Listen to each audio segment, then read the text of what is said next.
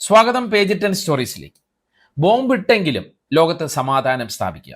Iran Israel സംഘർഷ സമയത്ത് നമ്മൾ കണ്ടതാണ്. അങ്ങനെ ഇത്തരത്തിലുള്ള ഒരു പ്രത്യേകതരം സമാധാനത്തിന് വേണ്ടി നിരന്തരം ശ്രമിച്ചുകൊണ്ടിരിക്കുന്ന ട്രംപിനെ നൊബേൽ കമ്മിറ്റി വീണ്ടും പറ്റിച്ചിരിക്കുകയാണ് സുഹൃത്തുക്കളെ. ഇത്തവണയും ട്രംപിന് സമാധാനത്തിനുള്ള നൊബേൽ പുരസ്കാരം ഇല്ല. നൊബേൽ പുരസ്കാരം ലക്ഷ്യമിട്ട് രാജ്യങ്ങൾക്കിടയിലെ 10 വിഷയങ്ങളിലാണ് ട്രംപ് കയറി ഇടപെട്ടത്. അതിൽ ഭൂരിഭാഗവും കുളമായി എന്നത് മറ്റൊരു കാര്യം. പിന്നെ എങ്ങനെ നൊബേൽ കൊടുക്കും അല്ലേ?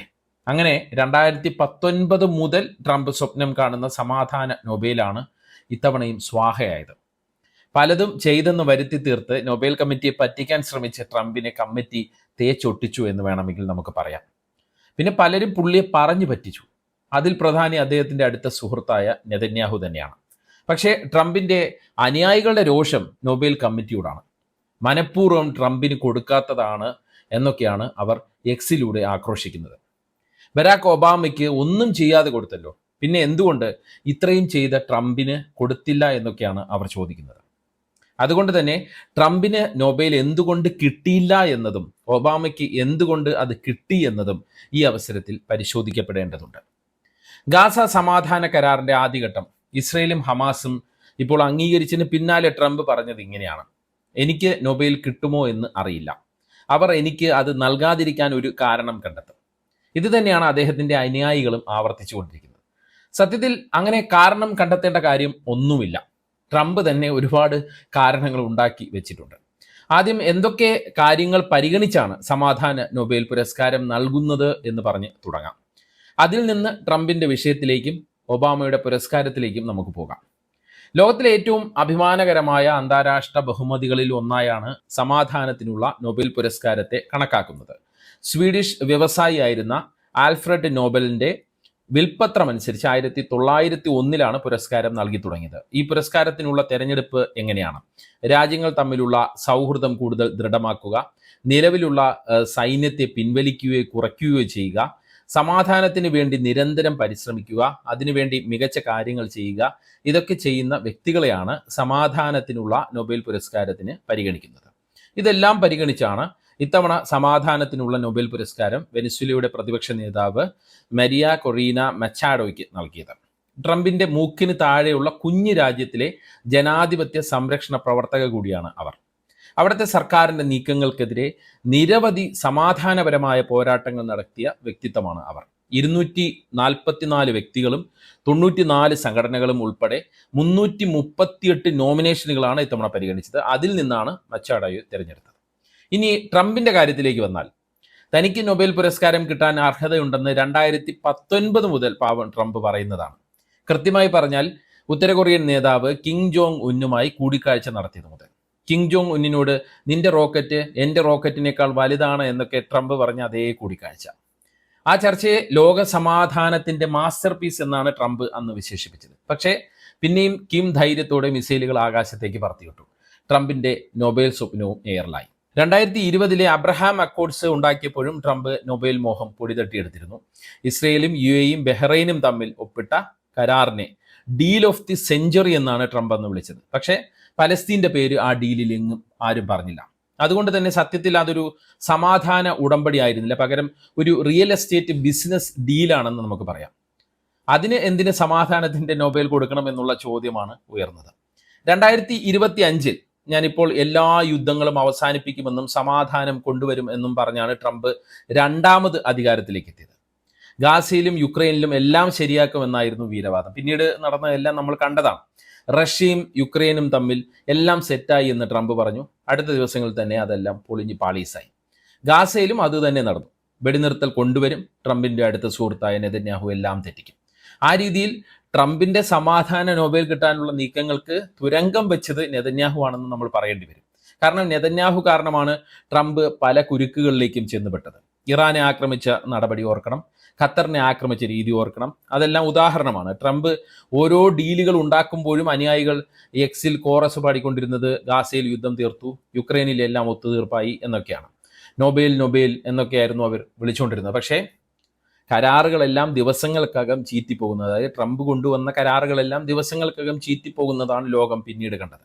ഇപ്പോൾ ഉണ്ടാക്കിയ ഗാസ സമാധാന കരാർ എന്താകും എന്നുള്ളത്, അതായത് അത് ഭാവിയിൽ എന്താകും എന്നുള്ളത് നമ്മൾ കണ്ടു തന്നെ അറിയണം. അപ്പോഴും ട്രംപ് ഇടയ്ക്കിടയ്ക്ക് തനിക്ക് നൊബേൽ കിട്ടാൻ യോഗ്യതയുണ്ടെന്ന് സോഷ്യൽ മീഡിയയിലും നേരിട്ടുമെല്ലാം ഇങ്ങനെ ആവർത്തിച്ചുകൊണ്ടേയിരിക്കുകയായിരുന്നു. അതായത് ട്രംപും അനുയായികളും ഇതിനെ ഒരു തെരഞ്ഞെടുപ്പ് ക്യാമ്പയിൻ പോലെ കണ്ടു എന്നാണ് നമുക്ക് ഇതിൽ നിന്ന് മനസ്സിലാക്കാൻ കഴിയുക.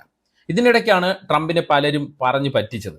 നേരത്തെ പറഞ്ഞതുപോലെ അതിൽ പ്രമുഖനും നെതന്യാഹു തന്നെയാണ്.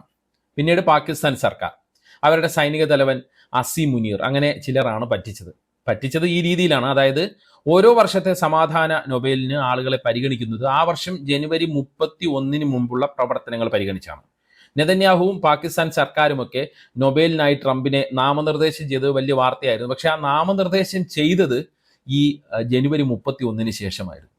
ട്രംപിന്റെ വീരവാദം മുഴക്കിയ സമാധാന ഡീൽ എല്ലാം വന്നതും ജനുവരി 31 ശേഷമായിരുന്നു. അതായത് അവിടെ തന്നെ ട്രംപ് നൊബേൽ പരിഗണനയിൽ നിന്ന് പുറത്തായിരുന്നു. പക്ഷെ പിന്നീടും ആർക്കോ വേണ്ടി ട്രംപ് വെള്ളം കോരിക്കൊണ്ടേയിരുന്നു എന്ന് പറയേണ്ടി വരും.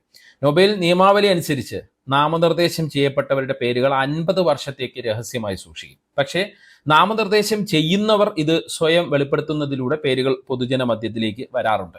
അതായത് ഞങ്ങൾ നിങ്ങളെ നോമിനേഷൻ ചെയ്തെന്ന് വിളിച്ചു പറഞ്ഞ പാകിസ്ഥാനും നെതന്യാഹുവുമെല്ലാം ട്രംപിൽ നിന്ന് ഇതെല്ലാം പറഞ്ഞ് പലതും സ്വന്തമാക്കി ഒരു പറ്റിക്കൽ നടത്തിയെന്ന് നമ്മൾ ഇതിൽ നിന്ന് മനസ്സിലാക്കണം. ഇനി നമുക്ക് ഒബാമയുടെ കാര്യത്തിലേക്ക് വന്നാൽ 2009 അദ്ദേഹത്തിന് സമാധാന നൊബേൽ കിട്ടിയത്. അതും അമേരിക്കൻ പ്രസിഡന്റായി തെരഞ്ഞെടുക്കപ്പെട്ട് വെറും 9 മാസം കഴിഞ്ഞപ്പോഴാണ് അദ്ദേഹത്തിന് സമാധാനത്തിനുള്ള നൊബേൽ കിട്ടിയത്. അന്ന് നൊബേൽ കമ്മിറ്റി വിലയിരുത്തി വളരെ ശ്രദ്ധേയമായ ചില കാര്യങ്ങളുണ്ട്. അന്താരാഷ്ട്ര നയതന്ത്രം ശക്തിപ്പെടുത്താനുള്ള അസാധാരണമായ ശ്രമങ്ങൾക്കും രാജ്യങ്ങൾ തമ്മിലുള്ള സഹകരണം പ്രോത്സാഹിപ്പിക്കുന്നതിനും ആണവ നിരായുധീകരണത്തിനുമുള്ള ദർശനത്തിനാണ് ഒബാമയ്ക്ക് പുരസ്കാരം എന്നാണ് കമ്മിറ്റി ഒബാമയ്ക്ക് പുരസ്കാരം നൽകിയ ആ ഒരു പ്രസ്താവന നടത്തിക്കൊണ്ട് പറഞ്ഞത്. 2009 ഒബാമയുടെ കെയ്റോ പ്രസംഗം തന്നെ എടുക്കാം. അതായത് എ ന്യൂ ബിഗിൻ എന്ന് പറഞ്ഞു തുടങ്ങുന്ന ആ പ്രസംഗം മുസ്ലിം ലോകവുമായുള്ള അമേരിക്കയുടെ ബന്ധം മെച്ചപ്പെടുത്താനുള്ള ശ്രമമായി കമ്മിറ്റി ഇതിനെ വിലയിരുത്തി. ഇറാനും റഷ്യയുമായുള്ള നയതന്ത്ര ചർച്ചകൾക്കുള്ള ശ്രമങ്ങൾ, പ്രത്യേകിച്ച് ഇറാൻ ആണവ കരാർ ചർച്ചകൾ തുടങ്ങിയതെല്ലാം കമ്മിറ്റി പരിഗണിച്ചു. ഇതെല്ലാം ഒബാമയുടെ കാലത്താണ് നടന്നത്.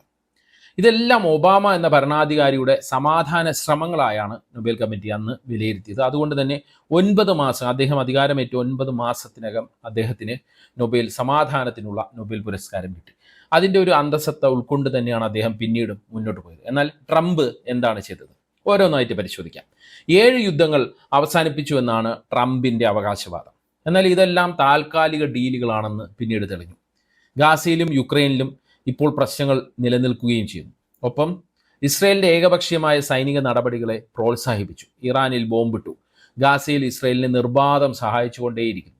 അതുവഴി അന്താരാഷ്ട്ര ക്രമത്തിന് തന്നെ ട്രംപ് വെല്ലുവിളി ഉയർത്തുകയാണ്. ട്രംപ് 2ാം വരവിൽ അന്താരാഷ്ട്ര ബന്ധങ്ങൾ ദുർബലമാക്കുകയാണ് ചെയ്തത് എന്ന് പറയേണ്ടി വരും. അമേരിക്ക ഫസ്റ്റ് നയത്തിലൂടെ, തീരുവ യുദ്ധത്തിലൂടെ അതിലെല്ലാം ഈ സഖ്യരാജ്യങ്ങളെപ്പോലും വെറുപ്പിച്ചു. ലോകാരോഗ്യ സംഘടനയിൽ നിന്നും കാലാവസ്ഥ ഉടമ്പടിയായ പാരീസ് കരാറിൽ നിന്നും അമേരിക്കയെ പിൻവലിച്ചു. ജനുവരി 6 ക്യാപിറ്റോൾ കലാപത്തിന് എല്ലാ പ്രോത്സാഹനവും നൽകിയത് ട്രംപാണെന്നുള്ളത് പച്ചയായ യാഥാർത്ഥ്യമാണ്. ഇതെല്ലാം പോരാഞ്ഞിട്ട് നൊബേൽ കമ്മിറ്റിയുടെ സ്വതന്ത്ര നിലപാടിനെ തന്നെ ട്രംപ് ചോദ്യം ചെയ്തു എന്ന് വേണമെങ്കിലും നമുക്ക് വിലയിരുത്താം. ഒബാമയ്ക്ക് 1 ആണെങ്കിൽ തനിക്ക് 10 നൊബേൽ കിട്ടണമെന്നാണ് ട്രംപിന്റെ ഒരു പ്രസ്താവന. തനിക്ക് കിട്ടില്ല, അവർ എന്തെങ്കിലും കാരണം കണ്ടെത്തുമെന്ന് ഞാൻ നേരത്തെ പറഞ്ഞ പ്രസ്താവന. ഇങ്ങനെ ഇതെല്ലാം പറയുന്നത് ഈ കമ്മിറ്റി ഭീഷണിപ്പെടുത്തിയതായി കമ്മിറ്റി വിലയിരുത്തിയിട്ടുണ്ടാകാം എന്നുള്ളതാണ് ചില ചരിത്രകാരന്മാർ, ചില നയതന്ത്ര വിദഗ്ധരൊക്കെ പറയുന്നത്. അങ്ങനെ ഒരാൾക്ക് എങ്ങനെ നൊബേൽ സമ്മാനം നൽകും? കൊടുത്താൽ തന്നെ നൊബേലിന്റെ സ്വതന്ത്രതയെ അത് ബാധിക്കുമെന്ന് തന്നെയാണ് ചരിത്രകാരന്മാരെല്ലാം നേരത്തെ തന്നെ പറഞ്ഞത്. അപ്പോഴും ട്രംപ് അടുത്ത വർഷത്തെ നൊബേലിന് അർഹനാണ് എന്നാണ് ട്രംപ് അനുയായികൾ ഇപ്പോൾ പറയുന്നത്. അതായത് അടുത്ത പാട്ട് മത്സരത്തിന് കാണാമെന്നാണ് ഇപ്പോൾ പറയുന്നത്. എന്തായാലും ട്രംപ് വീണ്ടും ഇളിഭ്യനായിരിക്കുന്നു എന്നുള്ളതാണ് സത്യം.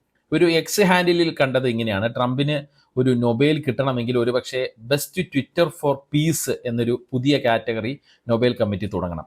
അതുവരെ ട്രംപിന്റെ നൊബേൽ സ്വപ്നം ഒരു എക്സ് പോസ്റ്റിൽ മാത്രം ഒതുങ്ങുമെന്നാണ് ആ പരിഹാസ പോസ്റ്റ്. എന്താണ് ഈ വിഷയത്തിൽ നിങ്ങളുടെ അഭിപ്രായം? കമൻറ്റ് ചെയ്യുക. പേജ് 10 സ്റ്റോറീസിലെ വീഡിയോകൾ വാട്സപ്പിൽ കിട്ടാൻ കമൻറ്റ് ബോക്സിലുള്ള ലിങ്കുകൾ ക്ലിക്ക് ചെയ്ത് വാട്സപ്പ് ചാനലിലോ അല്ലെങ്കിൽ ഗ്രൂപ്പിലോ അംഗമാകാം.